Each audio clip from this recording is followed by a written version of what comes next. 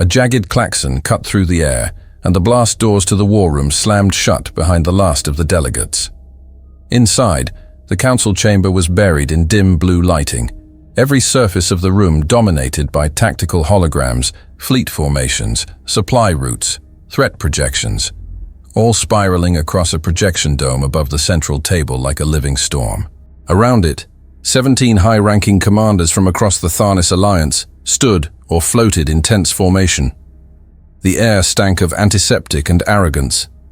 General Harloth of the Vakari Dominion, a towering creature with segmented bronze armor fused to his chitinous frame, pointed at a cluster of red blips near the 6th orbital ring of Kiran Tar. These are the lead Kravbak vessels, predictable in their aggression. Their formations rely on brute momentum, not layered tactics. This will be swift. He sounded proud. From the far side of the room, General Monvarek of the Illyri swayed forward on his serpentine body, eyes like polished stone. Oris confirms a 91.2% probability of containment within 23 minutes. We initiate simultaneous volleys across axial vectors 2 and 4 and sweep the debris field to prevent flanking incursions. The enemy won't adapt fast enough. Murmurs of approval rippled across the chamber. Most of them didn't bother disguising their anticipation. The plan was bold, clean, mathematically perfect. Lieutenant Dante Hallberg didn't say a word. He stood with his arms crossed at the edge of the table, human uniform crisp and untouched by rank embellishments, a silent observer among species older than Earth's recorded history. His gaze flicked across the simulation, not for admiration, but dissection. Patterns, weaknesses. The kind of blind confidence he'd seen crumble a dozen times in a dozen different conflicts back home. They were lining themselves up for slaughter. "Lieutenant Hallberg," came a voice, slick and theatrical. Admiral Threx of the Zoral hegemony, his pale skin stretched tightly over a skull-like face, eyes pulsing softly in time with his speech implants. "You've been awfully quiet. Surely you have some Terran wisdom to impart." All eyes, of varying shape and number, turned to him, most with curiosity, some with amusement. Dante didn't shift. He stared at the fleet projection. "Are we incorporating dynamic rerouting in the case of comms jamming?" There was a pause. General Monvarek clicked his tongue. "The algorithm adapts automatically to signal disruption. There is no need for redundancy when prediction precision is above 90%. And what about logistics fallback?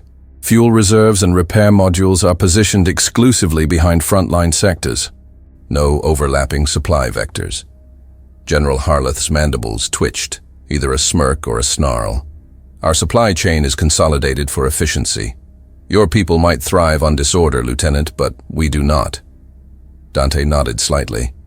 "And if the Kravbak aren't as predictable as you think?" Laughter, low and filtered through multiple voice registers, broke the silence. Admiral Threx waved a skeletal hand. "Please, let's not entertain paranoia. The Kravbak don't improvise. They charge. They die." Dante didn't respond. He just stared as the simulation looped again, the victory scenario flashing across the top right in smug green text. The meeting ended 15 minutes later. Holograms flickered off. Admirals and generals filed out, voices swelling with overconfidence, some muttering comments in languages Dante didn't need translation for. When the last one disappeared behind the pressure-sealed doors, silence returned. He exhaled slowly. The only sound was the faint buzz of standby systems. He walked back to the command table, fingers tapping through layers of interface, bringing the fleet formation back online. The corridors of blue light realigned, the battlefield before him glowing like a trap. "Idiots," he muttered, and opened a secure line. The connection took 3 seconds. A male voice answered on the other end, clipped, precise. "General Mathers, UHS Command. Go ahead, Dante." "They're sending everyone into a meat grinder," Hallberg said flatly. "The plan's brilliant on paper. It also assumes the Kravbak are machines. They're not. I saw what they did on Fargon Ridge. They learn.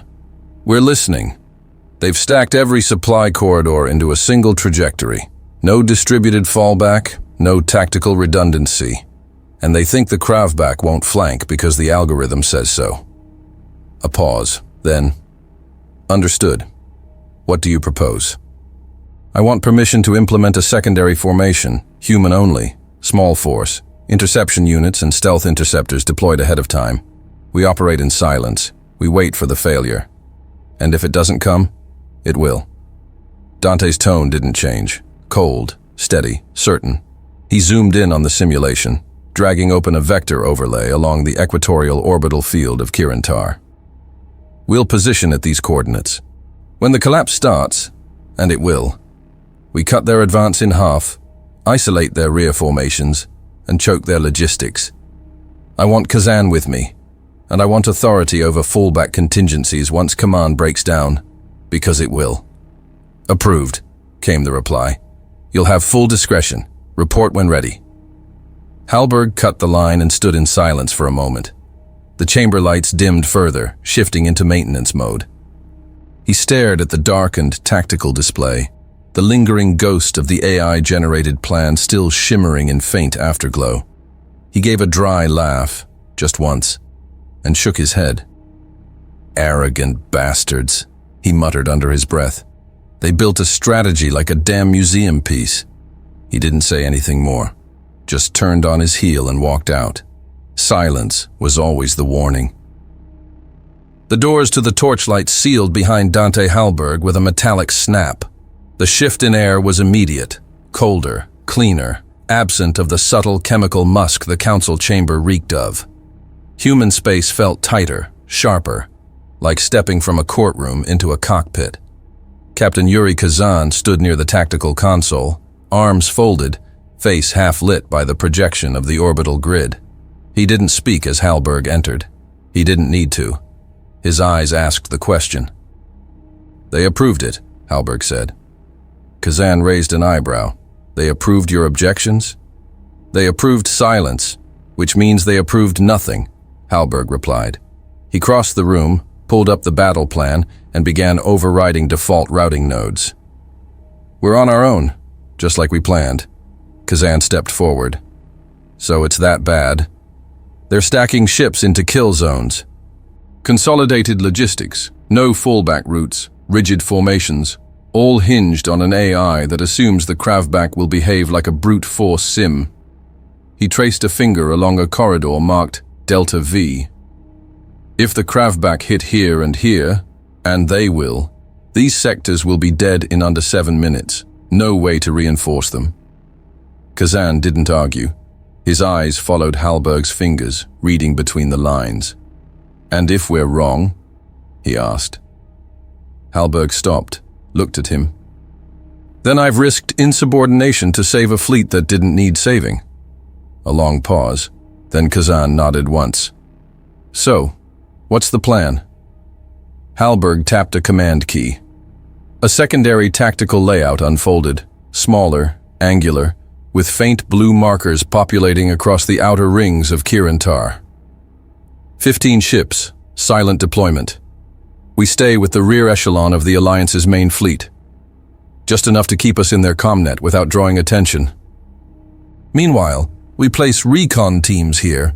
He pointed to 3 crescent-shaped moons, half submerged in the outer nebula, and interceptor wings on these vectors, beneath the orbital dust band, all of it outside Tharnis sensor range. And the others? Kazan asked. Already pinged them with pre-coded parameters, Hallberg said. They'll know what to do, no questions. Kazan gave a sharp nod, turned to the console, and opened secure lines. In less than 4 minutes, encrypted signals were dispatched to human detachments scattered across the Alliance flotilla. The captains, Donovan, Rajesh, Ueno, Stans, didn't need explanation. Each one had fought beside Hallberg on campaigns the Alliance never documented. They trusted the silence more than any algorithm. As the torchlight detached from its anchor clamps, the human formation fell in line behind the gleaming wall of Alliance vessels already underway.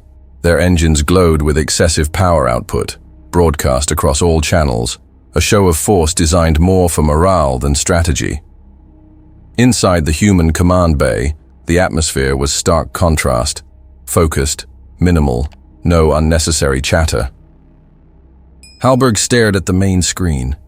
Thousands of Alliance ships from dozens of species arranged in symmetric elegance. Looks like a parade float. Yeah, Kazan muttered. Let's hope they don't run over a landmine. A chime echoed, an open broadcast from the primary fleet. A face appeared on screen. Commander Tralvik, a Drovak officer with glistening silver skin and bioluminescent markings that pulsed as he spoke. The humans prefer the rear again? Tralvik sneered. His voice carried an oily smugness. Afraid the front might scuff your shiny hulls? Kazan's jaw twitched. Hallberg stepped closer to the console. With a calm smile, he keyed the reply. We just want to witness the grand fleet of the Alliance from the best seat in the house. There was a pause. Tralvik's expression shifted, just a fraction, as he opened his mouth to respond. Hallberg cut the line. He turned to Kazan, deadpan. Apologies, Captain. I couldn't help myself. Kazan gave a tight chuckle. Fair. Across the deck, Lieutenant Mael Ashwin, the ship's ops lead, reported. All squadrons reporting green. Stealth protocols active. Holding formation. Hallberg moved to the command table and keyed in his authorization code. Steel cut, he said. In position. The command relayed instantly through quantum-locked bursts. Across hidden arcs of the system, dozens of stealth-pattern human craft adjusted micro-thrusts, aligned weapon pods, and powered down emissions. They disappeared into the quiet, waiting. The human fleet continued shadowing the main force, their minimal footprint camouflaged by the radiance of the Alliance's power-hungry march. To anyone else, even their own allies, they looked like an auxiliary group trailing behind. But they were the scalpel, waiting for the artery to open. The stars around Kirantar grew denser as the fleets approached the engagement zone. Inside the torchlight, Hallberg reviewed incoming data from long-range recon, subtle changes in debris fields, shifts in electromagnetic echoes. He noticed the small things, the things Oris ignored. Status? He asked. Kazan replied without looking up. Phase 1 deployment complete. All interceptors reporting passive sync. No anomalies, no leaks. Hallberg nodded. They'll see the failure before we do, but we'll feel it first. The plan approved by the Alliance was already unfolding across the void. Ships maneuvering into tight V formations, synchronized by AI subroutines and radiant arrogance. Hallberg watched it happen with the patience of a surgeon studying a tumor. He knew exactly when it would rupture. The first Alliance salvo lit up the dark side of Kirantar like a sunburst. Lines of cruisers surged forward in perfect intervals, acceleration pulses synchronized to the millisecond. From orbit, it resembled a ballet of fire, phalanxes of warships forming luminous arrows, flanked by escorts in mirrored symmetry. Each vector calculated, each move predicted. Oris spoke in smooth bursts over the fleet channels. Engagement Phase 1 initiated. Contact expected in T-1 minute. From the bridge of the torchlight, Lieutenant Dante Hallberg watched in silence as the main fleet advanced. Every trajectory held rigid, every formation locked in. Beautiful from a distance, fatal from where he stood. Inside the Karagos, command ship of the Kravbak, a different silence reigned. Marshal Vargosh stood still, armored hands clasped behind his back. Thick neck bent slightly forward as he studied the expanding pattern of the Alliance advance. His skin, a dark ash-gray hide laced with deep, glowing scars, twitched once as the first wave ignited. Heavy respirators wrapped around his jaws, connecting to a triangular engine core embedded in his chest plate, which pulsed softly with each breath. He looked more beast than man, 7 feet tall, all bone and muscle reinforced by black chromium battleplate. His features were brutal, deep-set crimson eyes, a pronounced brow ridge marked with tribal burns, and fangs partially hidden behind a steel jaw harness. His presence radiated weight, not just from size, but from decades of surviving wars that should have killed him. Behind him, Captain Norak, leaner, slightly shorter, a heavy scythe-shaped weapon slung across his back, waited for the order. Vargosh exhaled through his vents. They walk into formation as if this were a theater. They've built a net they cannot untangle from. He raised a clawed finger toward the central projection. A mass of ships clustered around the Alliance's right flank. "Hold all front lines," he said. "No response yet. I want the herd committed." Norak blinked, his slate-colored skin twitching with restrained tension. "Marshal, the Alliance is within range." "And they are also within their illusion," Vargosh said. "Let them believe it holds." For 3 minutes, the Kravbak didn't fire a single shot.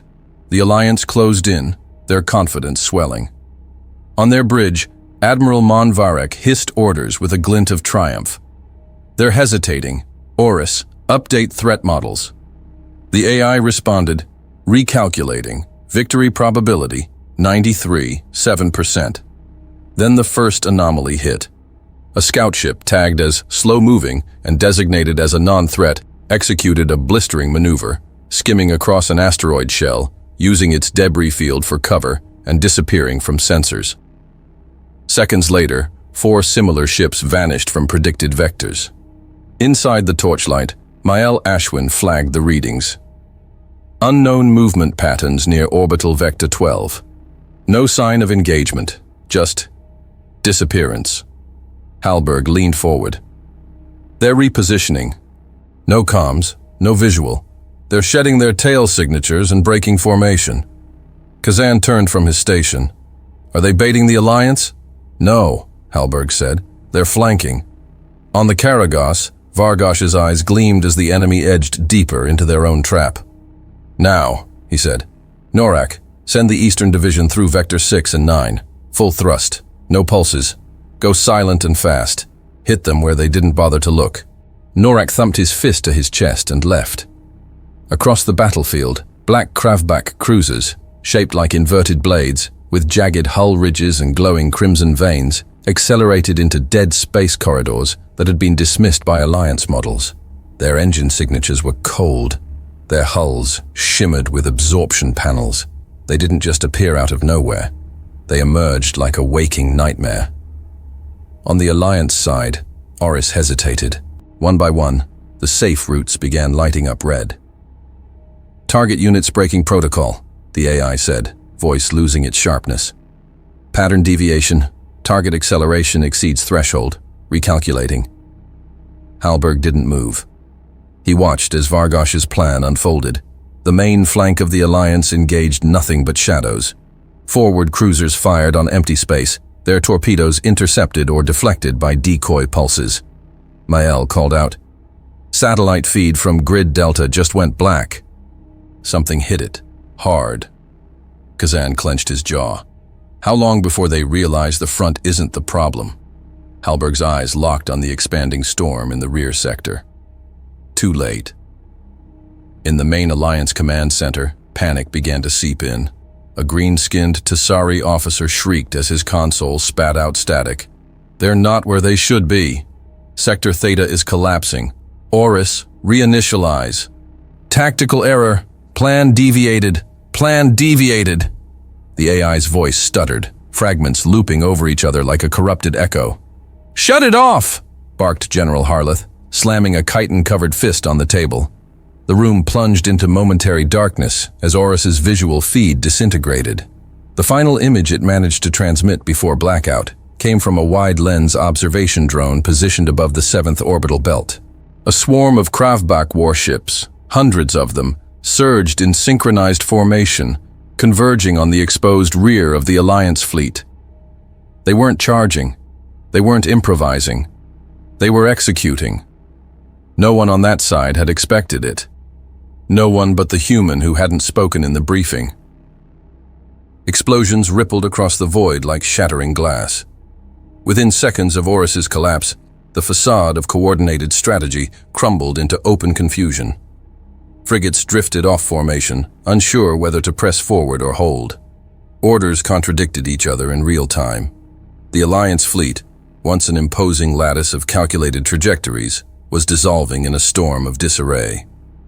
On board the Torchlight, Lieutenant Dante Hallberg stood motionless over the tactical projection, the flicker of red markers intensifying with each passing moment. He didn't speak. He didn't need to. The map said everything. "Command structures disintegrating," Mal Ashwin said from the ops console. "Fleet synchronization lost. Relay ships down. No fallback grid is activating." Yuri Kazan leaned forward. "What about local commanders? Are they adapting?" Mal looked up. "They're sending out requests for AI override. Still trying to reboot Oris." Hallberg's eyes tracked the spreading anomalies. "They're not adapting. They're waiting for permission." Across the Alliance network, ships collided mid-maneuver, reacting to ghost signals or responding to incompatible protocols. Some squads began turning back, others surged ahead. No unity, no direction. Meanwhile, the Krav Bak advanced. Aboard the Karagos, Marshal Vargosh stood at the central display ring, watching the enemy break itself apart. The lights of the interface glowed against his plated chest, illuminating deep scars carved into the black metal of his armor. His crimson eyes narrowed as the last central AI beacon flickered out. He turned to Captain Norak, who stood rigid by the Eastern Command node, his warplate smeared with ash blood from a previous campaign. "Status?" Norak's voice was dry thunder. "Command links fractured. Primary coordination grid has collapsed. They're blind." "Then it begins," Vargosh said. "Push." Within seconds, Krav Bak formations realigned like a living weapon. They hadn't revealed their full maneuver capability until now. Having baited the Alliance into rigid corridors, they now poured through lateral vectors the AI had dismissed as too narrow, too resource-intensive. Krav Bak stealth-cloaked scouts detonated junction buoys. Logistics depots evaporated into spirals of debris. Medical stations and ammunition carriers exploded before they even received warning. From Sector 12, a squadron of Alliance destroyers drifted into chaos. Captain Solon Var, a Zaidari officer with calcified skin like coral and six-stalked eyes, shouted over the rising alarm. "We're receiving two conflicting orders from Sector Command. One says hold formation, the other to retreat and reroute." His navigator turned, panic creeping into his voice. "Neither path is safe. Krav Bak ships just breached both corridors." Var made a call. "Emergency break-off. Scatter and reorient." But before the command could be transmitted, 3 Krav Bak cutters, jagged, angular ships that moved like living blades, descended through the rear arc and opened plasma lances across the command deck. The Kasari ruptured down the center line and split into twin fireballs. Inside the Torchlight, Mael flinched. "Solon Var just went dark," Kazan grunted. "They're hitting the officers first. They're hunting leadership. It's not chaos. It's precision."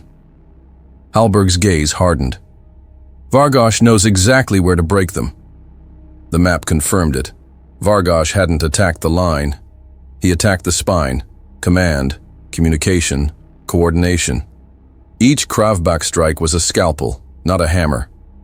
A moment later, another command ship, Xylan, a Rixel dreadnought, was surrounded and disabled. Its automated distress beacon played for 20 seconds before transmission ceased. At this rate, the entirety of the Central Fleet would be shattered in under 10 minutes. "Zone Delta just lost all signal," Mael reported. "Tactical blackout across 4 sectors." Kazan's face darkened. This isn't just a collapse. It's a dismantling. Hallberg zoomed out the map to its furthest operational scope. The blue, once covering the entire midfield of the Kirantar system, was now mottled with crimson. Whole sectors bled red like infection spreading from an untreated wound. More than 30% of the fleet no longer reported in. At least 20 command centers were silent. "No fallback positions activated, no lateral shift, nothing," Mael said. "They're still following pre-battle instruction sets." "They can't think without Oris," Kazan said. "No," Hallberg replied. "They were never trained to." He stepped around the console, bringing up the outer system's recent gravimetric scans. The Krav Bak had been playing the long game.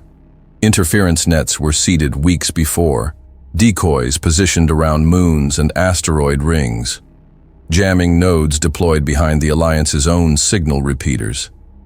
The AI never accounted for enemy strategy to evolve mid-battle, and now it was too late. "Contact in rear vector 7, Mael said. "That's near our original fallback line." Halberg's eyes narrowed. "They're coming for the tail." A sudden pulse of static interrupted the ops feed. Two more fleet captains tried to signal torchlight simultaneously, both voices layered in desperate cross-chatter. Words broke apart mid-sentence. Screams followed. Then silence. "Comm saturation," Mael said quietly. "We're losing signal fidelity. Too many distress calls stacking across the bandwidth." Kazan looked to Halberg. "Time?" 18 minutes since first strike," Halberg answered. He tapped his console and highlighted 5 vectors intersecting across the southeastern flank. 3 Alliance squads attempting to regroup, a damaged refueling cruiser, and a partially disabled support barge. It was the densest convergence of damaged assets, exactly where the Kravbak would strike next to finish the fracture. "There," Halberg said. "That's the breach point. It's already forming." Kazan nodded grimly. "Then that's where we start." But Halberg didn't move immediately. His eyes lingered on the growing graveyard of ships spread across the northern corridor.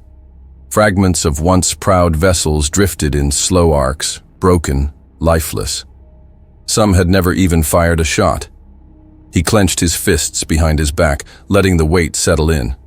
"They didn't deserve to die like this," he muttered. "Led by arrogance, left to burn." He didn't say it for sympathy. He said it because it was true. A final flare erupted in the distance. The medical ship, Mira, marked by bright white hull bands, was caught in a crossfire and detonated in a burst of sterile blue fire. No fighters escorted it. No one had responded to its call. Kazan turned toward the central interface. "We give the order?" Halberg took one final breath and nodded. "Alert all squadrons. Execute contingency echo." He stared at the map, watching the blood spread across it. Then he pressed the command. The command was sent in silence. From the Torchlight's bridge, Halberg's fingers hovered over the console for half a breath longer than necessary. Then he pressed the final sequence, an old Terran military code from a doctrine obsolete in every Alliance simulation, Echo 7 Axis. Across Kirantar's contested void, the sleeping blades of humanity stirred. Dull, drifting shadows disguised as debris suddenly snapped into motion. Stealth interceptors, their hulls coated in adaptive mesh plating and null-field emitters, lit their engines at minimal thrust, weaving out from asteroid crests and nebula drifts. Microburst comms flared to life across encrypted channels. Activation keys confirmed. Positions locked. Steelcut was in motion. "Operation is green," Mael confirmed, voice low, almost reverent. "All squadrons report movement. No hostile detection." Yuri Kazan stepped beside Halberg, helmet in hand, his jaw clenched. "They're going to feel this." Halberg didn't answer immediately. His eyes were fixed on the battlefield, not the grand strategy maps, but raw sensor data, vectors of chaos. Patterns only he had trained to find in war that didn't exist in textbooks. "All right," he said. "Let's close the gate."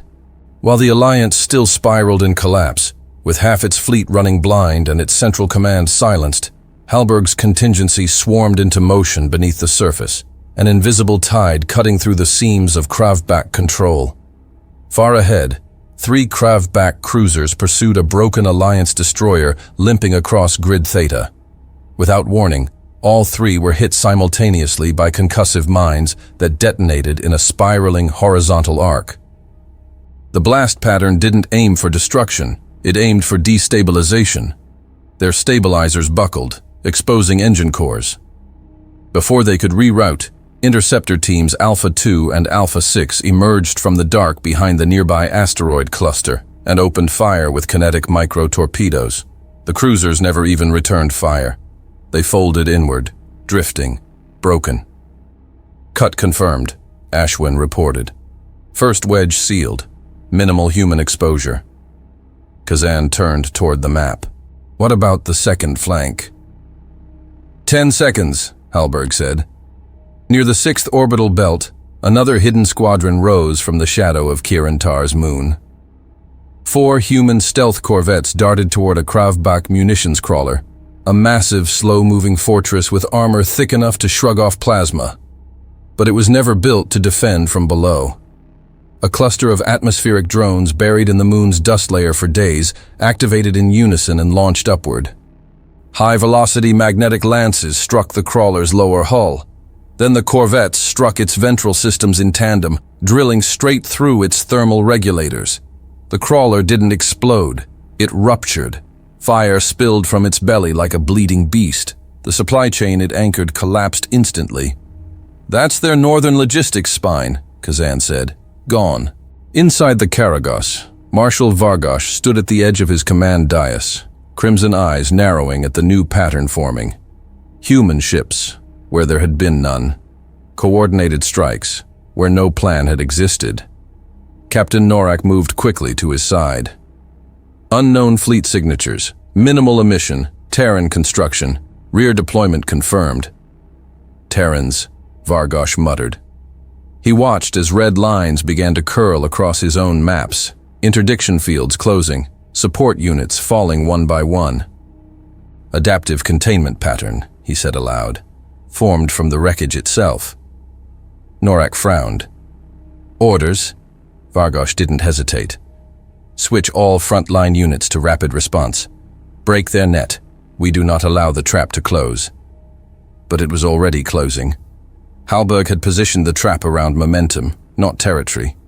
He hadn't tried to reclaim the field. He'd used the Kravbak's own advance against them. Each breakthrough they had gained now became a funnel. Each cleared sector now a kill box. Along Grid Sigma, Kravbak destroyers were forced to reroute around their own burning debris fields, only to enter blind corridors where human drones waited in total silence. The moment they emerged, they were hammered by saturation fire from 3 directions. Elsewhere, a group of Kravbak escorts ran into a false distress beacon coming from the wreck of the Jylin. As they approached to confirm the kill, a formation of human frigates dropped in from high orbit, using kinetic deceleration to bypass sensor drag.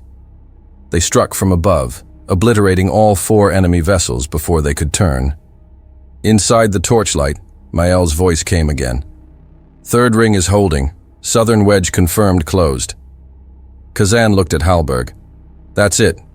"No," Hallberg said. "Almost." He tapped another sequence. A cluster of hidden signal repeaters buried near the orbital mines activated. These weren't just beacons. They were tactical shunts. They fed precise, real-time combat telemetry to every remaining Alliance squadron that still had functioning systems. Not enough to rebuild the old formation, but enough to give the desperate remnants something to anchor to. In sectors where no leadership had remained, human officers stepped in. Commanders like Donovan and Rajesh hijacked local channels, restructured their neighboring units, and redirected fire zones with brutal efficiency. The Kravbak noticed. "Marshal," Norak said sharply, "Sectors 10 and 15 have stopped advancing. Enemy resistance is intensifying." "They're pulling from the ruins," Vargosh growled. "It's not the Alliance, it's the humans." He stepped closer to the command interface and stared at the formation reshaping itself across the battlefield. His fangs pressed against the metal of his lower mask. "Crafted through chaos," he muttered. "Clever." But he didn't order a retreat, not yet. Instead, he ordered the 3rd wave forward. Reinforcements surged to break the tightening circle, but it was too late. The steel cut had closed. From above, the battlefield looked like a collapsing lung. The Kravbak spearhead, once dominant, was now crumpled inward, pressed from all sides. Their lines of movement had shrunk to mere corridors. Units lost range, supplies choked, communication garbled by overlapping jammers seeded earlier by Hallberg's advance teams. For the first time in the entire campaign, the Kravbak stopped moving forward. They weren't defeated, but they were stalled. And that was enough. Inside the torchlight, Hallberg stared at the live feed scans. Smoke, fire, silence between bursts. But the pattern had shifted. Kazan let out a breath. "They're pulling back from the second ring." Mael nodded. "Telemetry confirms. Kravbak frontline is regrouping. First signs of organized retreat in over 2 hours." Hallberg didn't smile. He simply stood still, the light of the battlefield painting him in dim gold and blood red. "We broke their charge," he said. And though none of them said it aloud, they all knew. The tide had turned. A burst of plasma fire streaked past the viewport of the torchlight as the ship rolled to its starboard vector, narrowly avoiding the flaming wreck of a Kravbak scout cruiser. The enemy vessel spiraled into an Alliance destroyer already adrift, triggering a secondary detonation that lit the entire sector in brief, blinding white. "Confirmed kill. That was the last of the forward skirmishers in Grid 9, Mael Ashwin reported, wiping smoke from her brow as sparks danced across her console. 3 squadrons cleared. The field is thinning." "Not thinning," Hallberg said quietly, eyes on the tactical map. "Closing." The steel cut had worked. What began as an act of desperation had carved a wound deep into the Kravbak advance, splitting their core from their support wings and forcing them into narrow kill zones. Now the humans were making those zones bleed. Sensor overlays displayed a brutal symmetry. Kravbak units clustered into defensive knots, surrounded on all sides by concentric rings of human fire. Drone clusters swept the void in pre-patterned cycles, dragging mines and precision missiles behind them, like nets through water. Bursts of coordinated laser fire swept through exposed corridors, turning assault craft into vapor before they could pivot. Hallberg's eyes shifted to a deeper layer of the battle grid, beneath the chaos, beneath the explosions. He watched the heat signatures of Kirantar itself. "Surface remains untouched," he murmured. Kazan glanced over from the adjacent panel, bruised and damp with sweat. "For now." "No," Hallberg replied, "because of this." He didn't point to the weapons or the flanking routes. He tapped a node cluster flashing green, an old suborbital civilian evacuation tunnel system that the Kravbak hadn't even noticed. Every move he'd made had protected it. "Let's keep it that way," he said, stepping away from the map. Communications began to flicker back across sectors where Alliance units had been scattered. On screen, fractured signals stitched themselves into structure, damaged ships responding to updated coordinates, some daring to move in sync with the human counterattack. Captain Rajesh's voice broke through first, his heavy Terran accent lined with static. "We've picked up survivors from the Xylan's defense wing. Shields are minimal, but they're falling in behind us." Then another. Captain Yorin, a grizzled Valari tactician with a row of embedded ocular nodes across his skull, normally too proud to accept non-Valari leadership. "Human units, you have the field. Tell us where to aim." Hallberg didn't hesitate. "Grid 6, forward arc. Bait them into the asteroid funnel. Once they commit, cut their retreat." The response was sharp and wordless. 4 Valari destroyers veered to obey. Not all were as quick. At least a third of the remaining Alliance flotilla still floated in place, paralyzed by disbelief. Ships from the Ferex coalition drifted in tight formation, guns idle, as if waiting for another plan from the command center that no longer existed. "They don't believe what they're seeing," Mael said. "They believe," Kazan said grimly. "They just don't understand how." In the command chamber of the Alliance's orbital overwatch station, deep within Kirantar's third moon, surviving high command officers watched the data feeds unfold in stony silence. Holograms played out raw footage. Kravbak cruisers being eviscerated in ambush crossfire, drone wings executing perfect pincer closures, disabled freighters being rerouted and revived under human coordination.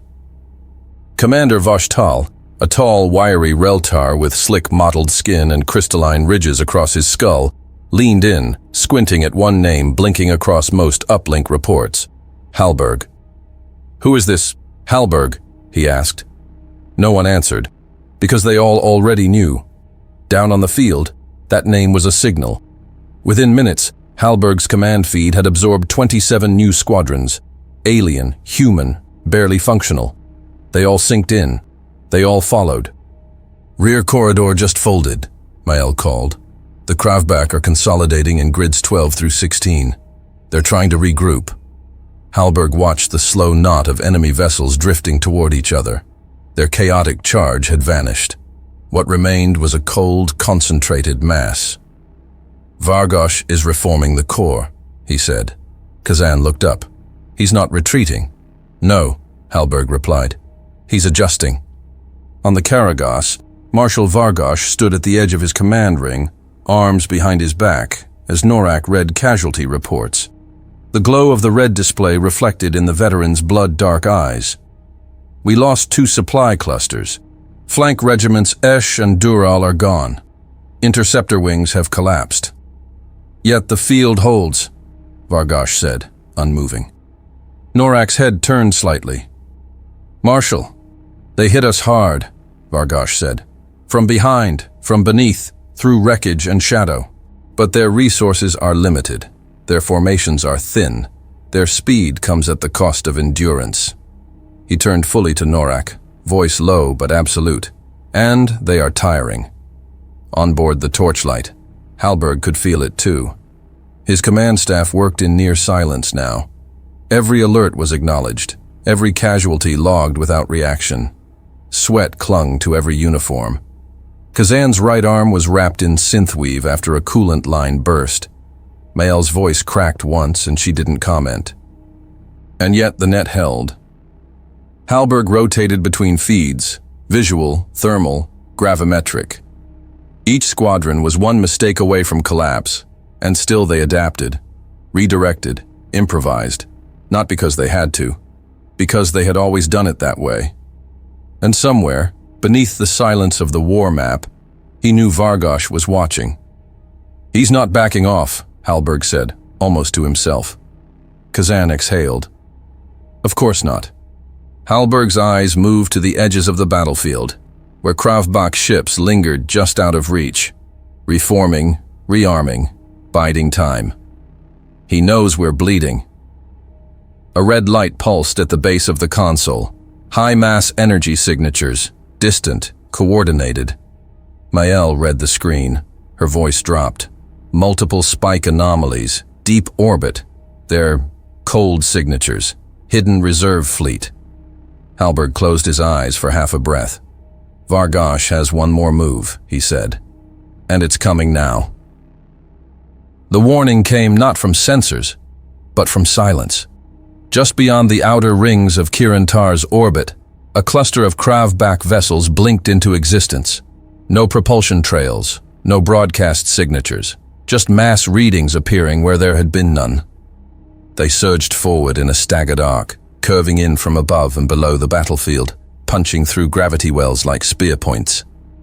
Inside the Torchlight, Mael Ashwin paled. They bypassed the outer grid. They were hiding in magnetic shadows. "I'm detecting 30, maybe more, heavy tonnage. This isn't reinforcement. This is a separate fleet." Hallberg was already moving. "They're not going for our lines. They're going for the spine." In seconds, it became clear the Kravbak weren't charging the front. They were striking through the outer perimeter, aiming not at ships, but at the fragile veins that kept the Allied forces alive. Support vessels, energy relays, logistics stations, medships. The infrastructure that no one could fight without. The Mira, one of the last fully functional hospital ships, was the first to go. A Kravbak corvette dropped from high orbit and launched a saturation burst of microlances. The Mira's shields held for 3 seconds. Then the hull cracked, venting bodies and equipment in a frozen burst that scattered like shrapnel across Sector 3. Energy tankers exploded next. Relay satellites were severed from their orbits. Bases nestled on asteroid outposts were overrun by precision strike pods. Small teams of Kravbak infantry tearing through engineers and comms officers before they could signal distress. Within 7 minutes, the sky above Kirantar burned again. Yuri Kazan gritted his teeth, both hands pressed against the console. "They're hitting everything we can't replace." "They don't want to win the battle," Hallberg said. They want to kill what makes victory sustainable. The Alliance lines trembled. Without fuel, fire control degraded. Without comms, coordination broke. Dozens of ships, both human and alien, drifted as if stunned. Some simply powered down. Others panicked, trying to reroute through the collapsing grid, running directly into Kravbak ambush zones. In the command center of the Tharnis orbital ring, Admiral Kevrin of the Arixi stood frozen, eyes flicking between a dozen disjointed displays. His soft blue skin had turned sickly pale. His aide, a younger officer with milky white eye sacs, whispered, "Should we call for full retreat?" Kevrin said nothing, because he couldn't see a path out. Inside the torchlight, Halberg was already adjusting. "Activate Phase 3, he ordered. "Ashwin, signal the interceptor nests. Bring them up. Full activation. Do it now." Mael's fingers danced across the interface. "Deploying. They'll break atmosphere in 60 seconds. Across Kirantar's lower orbit, shadows moved. These weren't fleet vessels. These were the unseen weapons. Small, dense platforms hidden behind mineral deposits, buried in magnetic hollows beneath gas clouds. Interceptor wings, retrofitted with null dampeners and redundant comm loops, launched without flare or signature, rising from cover in complete silence. They came in fast, not to defend, but to kill. "Synchronize with Teams Raptor, Carbon, and Theta 6, Halberg ordered. "Every one of them hits the flanks." The plan was clear. The Kravbak had exposed their sides in order to reach the rear. Halberg would make them pay for the exposure. As the Kravbak descended on the last two energy carriers, 3 human wings surged from opposite ends of the field. Raptor 1, led by Commander Stans, came in from high orbit, using gravitational slingshot from Kirantar's second moon to build speed. Carbon Wing, concealed beneath the shattered remnants of the Kasari, launched an upward ambush. Drones seeded earlier activated simultaneously, spraying the outer corridor with kinetic suppression fire. Waves of magnetically guided flechettes meant not to destroy but to force redirection. The Kravbak tried to adapt. They split formation. Some banked hard to the left, others looped down into lower gravity wells. But that's where Theta 6 waited. Small gunboats with sharpened hulls, meant to intercept, not engage. They rammed. They sliced. Some detonated on contact. Vargosh watched from the bridge of the Karagos, face dark and unreadable.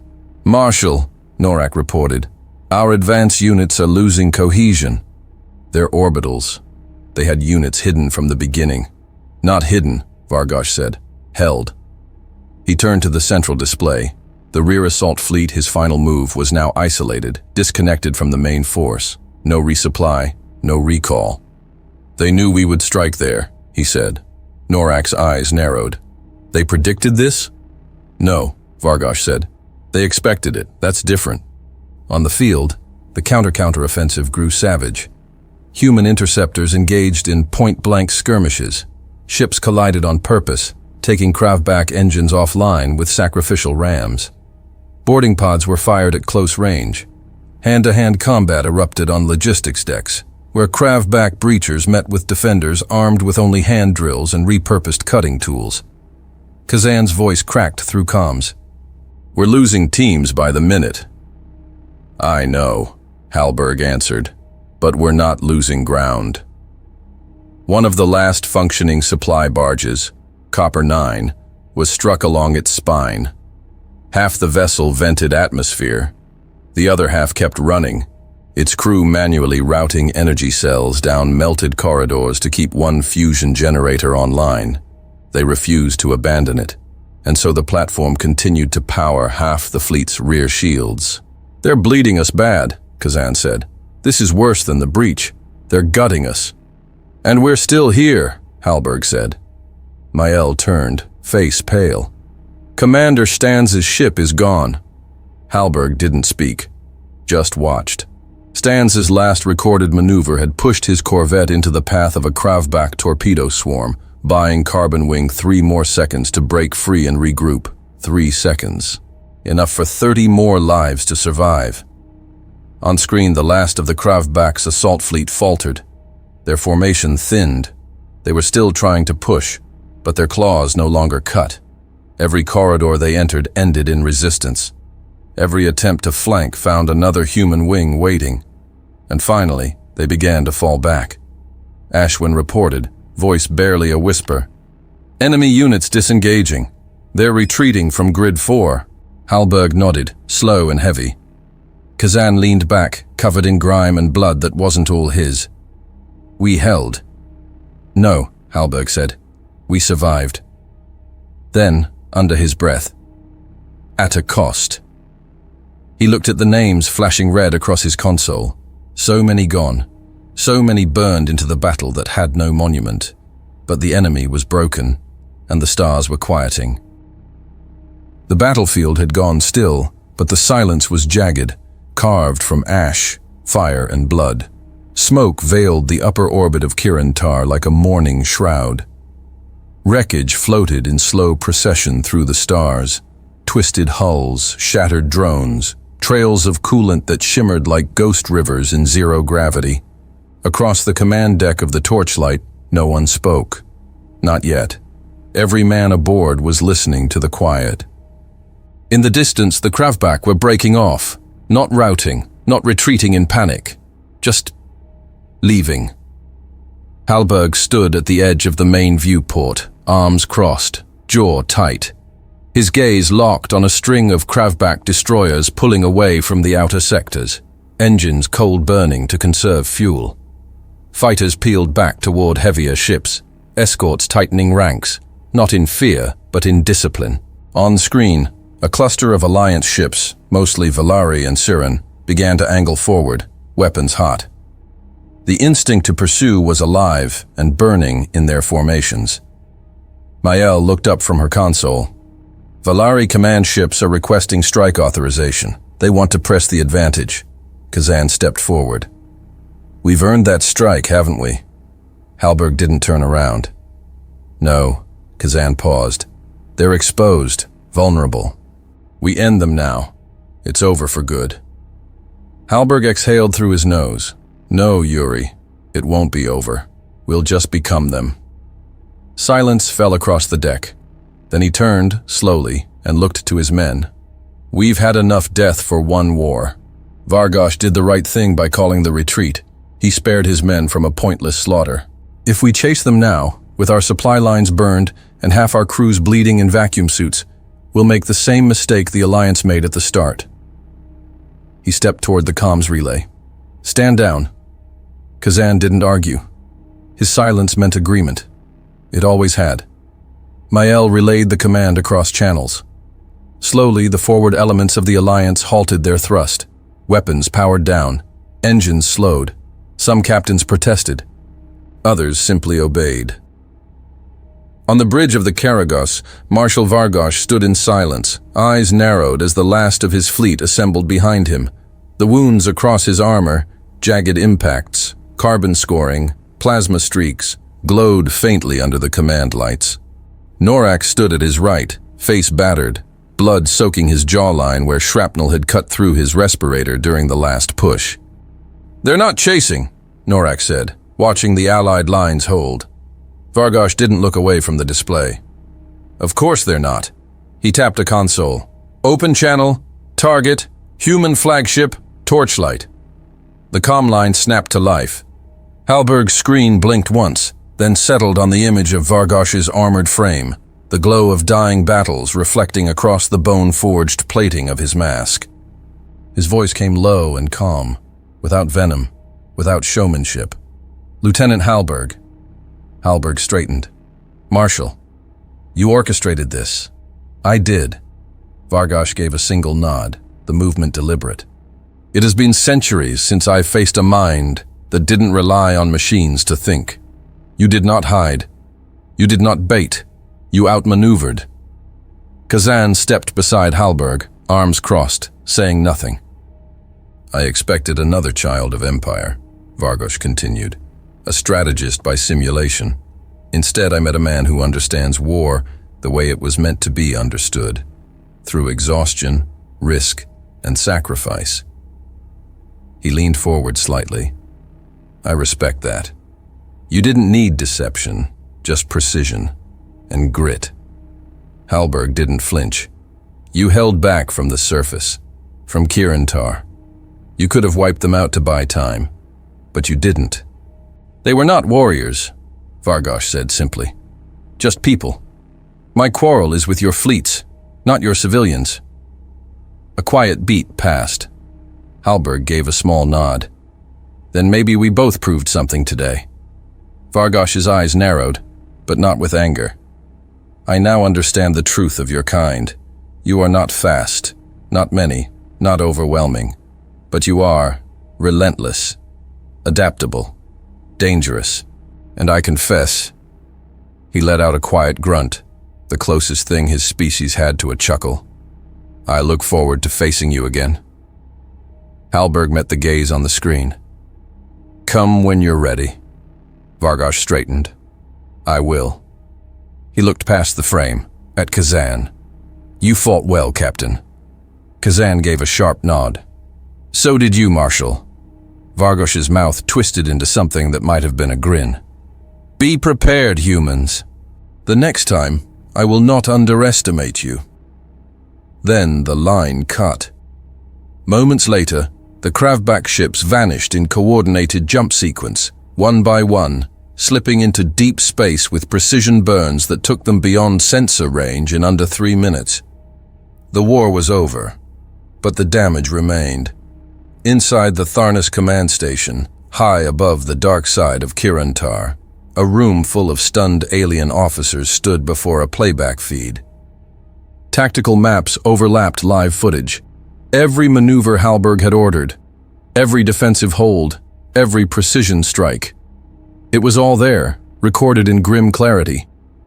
Commander Vashtal watched in silence as the steel cut encircled the enemy like a mechanical vice. The final counter-offensive, the surprise drone nets, the buried orbitals, and the silence in the war room when Hallberg first asked about redundant supply lanes. They'd ignored him, brushed him aside like a symbolic inclusion in a table of veterans. Now, his name was printed on every after-action report. Inside the torchlight, Hallberg removed his command link and sat down for the first time in hours. The weight of it all settled in his shoulders, but his posture never slouched. Kazan sat across from him. I thought they'd press for a memorial, or a victory parade. Hallberg shook his head. They will, but that's not for us. Mael entered quietly, datapad in hand, face drawn. Copper 9 is holding. Barely. We'll need 2 cycles to stabilize the output grid. Hallberg nodded. Do it. She hesitated.